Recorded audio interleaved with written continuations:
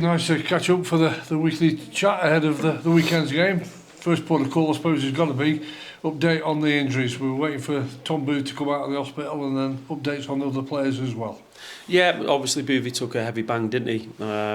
He went to hospital. He had a partial lung collapse, and they've done the work to get that reinflated.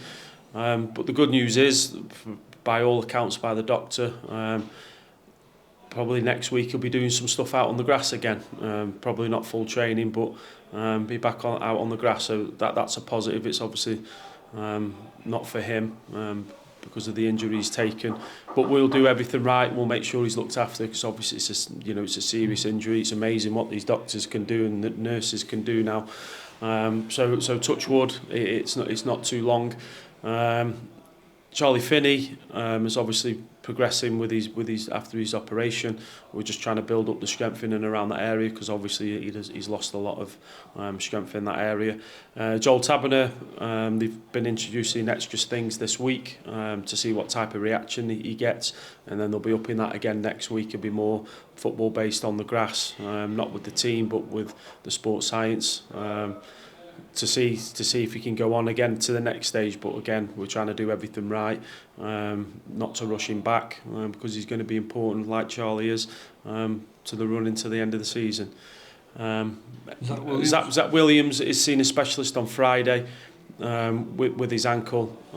He's in, obviously doing the strengthening work in and around that, and then we'll find out from the specialist exactly where we need to go from there. But it's a recurrence of an injury. You know, he had this injury 2 years ago when he first got into the team, and so we need to really look at it and see what's going to be best for his long-term future. And I mean long-term future, 10 years ahead. What's going to be best for him. Owen Lunt is still struggling with his back. He'll be sent for shockwaves to just try and ease the pain early next week. But I think that's all down to growing and adjustment, and going from what he was doing last year to this year. But yeah, at the minute, that's where we're at with the players. Just going back to the goalkeeper, obviously where you are now, Harvey Davis came on and had an excellent 45 minutes with the team last week at Tranmere. You're left with one real senior goalkeeper, even though he's still young. What can you do about that? What are you trying to do? Well, I think you broke the news, didn't you, Graham, on Saturday?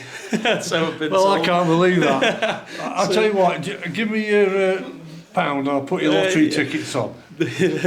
So no, Westy's going to join the group. He's going to sign for the group on a short-term contract, and we'll take it from there. Brilliant professional, been in and around the club over the last 3 years. Brilliant professional. He actually come with us when Fed was ill, and came as part of the coaching team earlier on in the season. Really good influence, wealth of experience. And I've spoke to him and said, your job is to again push Harvey. So Harvey's got pressure on him to perform and do well. We'll take Westy for initial month, and then we'll take it from there. I suppose it came as a surprise that, you know, here he comes and returning as he's closing. I think he's 39 years of age now, but he was still playing only a couple of years ago in the Championship. But I suppose that little conversation came as a surprise. Yeah, a little bit. I think he's always looking to do something which is right for him. He's had plenty of offers. He's had offers out of this league, offers from higher abroad.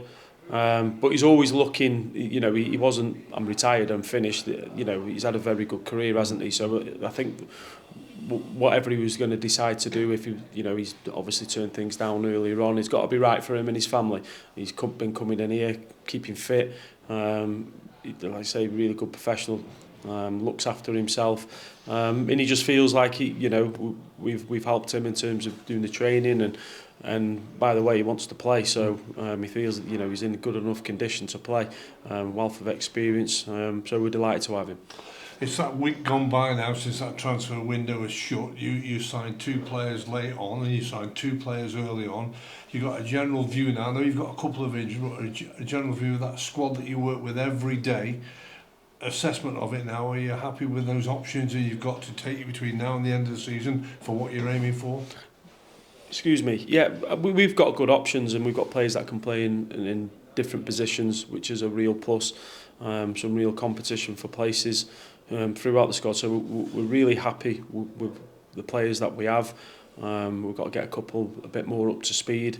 Charlie, for example, we'll do some work with him to get him somewhere near come next weekend.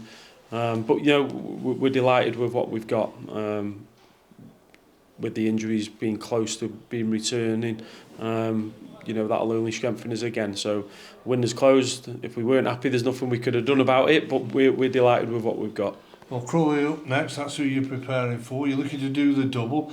They've had some in and out results, but they've had some good results, haven't they, this season? They're a good footballing team. Scott gets them playing in a really good way. You won't go away from how they play. They're good on the eye. Like you say, that on their day they're capable of beating anybody, and they'll probably still have ambitions of being in and around the playoffs. I can see that. They're not miles away from it, are they? So yeah, we're going to have to be at it. I think it was a good away performance on Saturday. Really good structure to the team, good away performance, and now we've got to take that into our own performance after the disappointing result against Salford. It's a one game at a time scenario, as I know it always is, but it is the start of another 3-game week coming up for you, and it's that opportunity again that's going to come to you and your players to maintain that good position you are in the league table. Yeah, I will bore you today. I won't look too far ahead. I'll be looking at Crawley on Saturday, and then you have to reassess it again, and you're not picking teams 2 or 3 games ahead and what may be, because you just don't know. So our focus, sorry to disappoint you, our focus fully focuses on Crawley. Our work that we're going to do this morning and tomorrow, how we feel we're going to get a result out of the game. And on a real positive note, once again, I know we're waiting the announcement, but you've got shortlisted for Manager of the Month award, and that will come out. Again, it's another good feeling for the football club. The players and the staff are doing it. Yeah, and it's full credit to all the staff and the players. Your name gets mentioned with that, but there's so much work that goes on in the background. But real credit to all the staff who work ever so hard, not just the ones in the building, but the ones who try and help us, kit man, etc.